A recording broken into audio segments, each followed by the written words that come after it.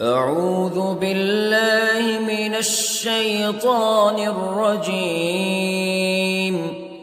بسم الله الرحمن الرحيم. الرحمن علم القرآن خلق الإنسان علمه البيان. الشمس والقمر بحسبان والنجم والشجر يسجدان والسماء رفعها ووضع الميزان ألا تطغوا في الميزان وأقيموا الوزن بالقسط ولا تخسروا الميزان. والأرض وضعها للأنام فيها فاكهة والنخل ذات الأكمام والحب ذو العصف والريحان فبأي آلاء ربكما تكذبان. خلق الإنسان من صلصال كالفخار وخلق الجان من مارج من نار فبأي آلاء ربكما تكذبان. رب المشرقين ورب المغربين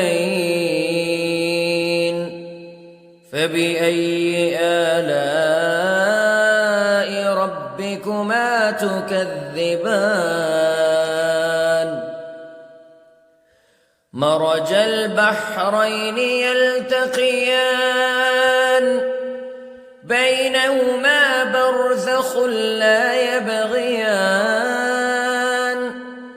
فبأي آلاء ربكما تكذبان. يخرج منهما اللؤلؤ والمرجان فبأي آلاء ربكما تكذبان. وله الجوار المنشآت في البحر كالأعلام فبأي آلاء ربكما تكذبان. كل من عليها فان ويبقى وجه ربك ذو الجلال والإكرام فبأي آلاء ربكما تكذبان. يسأله من في السماوات والأرض كل يوم هو في شأن فبأي آلاء ربكما تكذبان.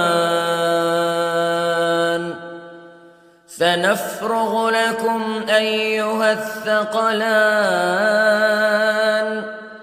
فبأي آلاء ربكما تكذبان.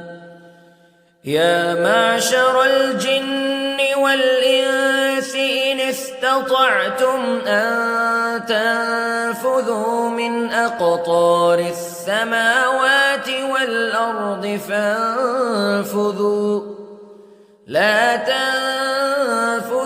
إلا بسلطان فبأي آلاء ربكما تكذبان يرسل عليكما شواظ من نار ونحاس فلا تنتصران فبأي آلاء ربكما تكذبان فإذا انشقت السماء فكانت وردة كالدهان فبأي آلاء ربكما تكذبان فيومئذ لا يسأل عن ذنبه إنس ولا جان فبأي آلاء ربكما تكذبان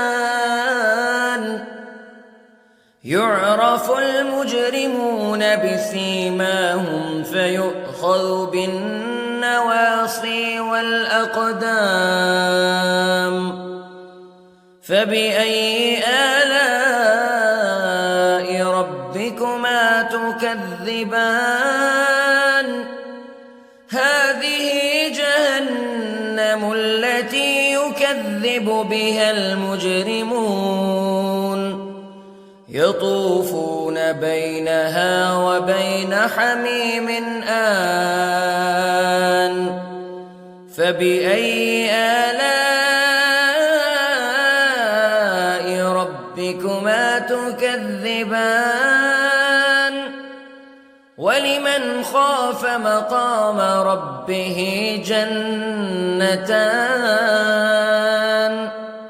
فبأي آلاء ربكما تكذبان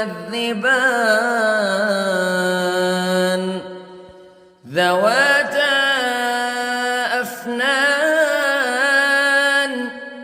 فبأي آلاء ربكما تكذبان فيهما عينان تجريان فبأي آلاء ربكما تكذبان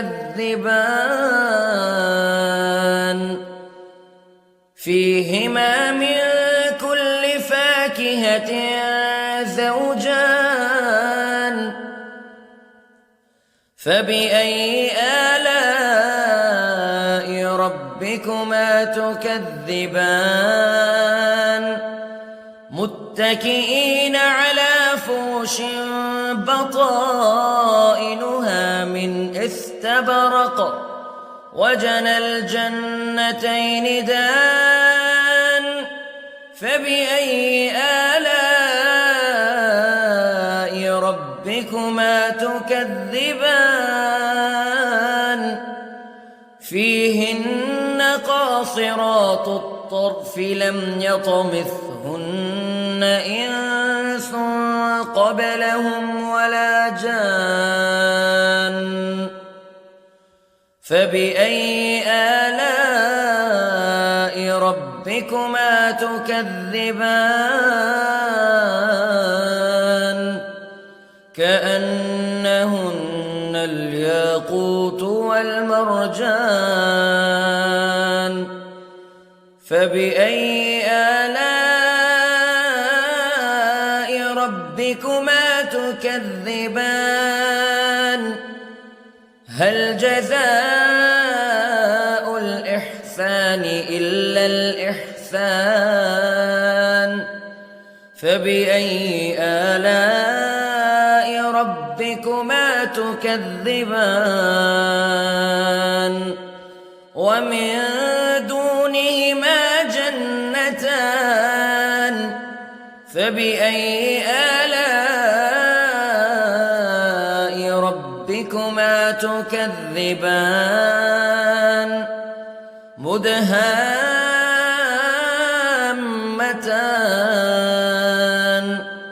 فبأي آلاء ربكما تكذبان فيهما عينان نضاختان فبأي آلاء ربكما تكذبان فيهما فاكهة ونخل ورمان فبأي آلاء ربكما تكذبان فيهن خيرات حسان فبأي آلاء ربكما تكذبان حور مقصورات في الخيام فبأي آلاء ربكما تكذبان لم يطمثهن إنس قبلهم ولا جان فبأي آلاء ربكما تكذبان متكئين على رفرف خضر وعبقري حسان فبأي آلاء ربكما تكذبان تبارك اسم ربك ذي الجلال والإكرام.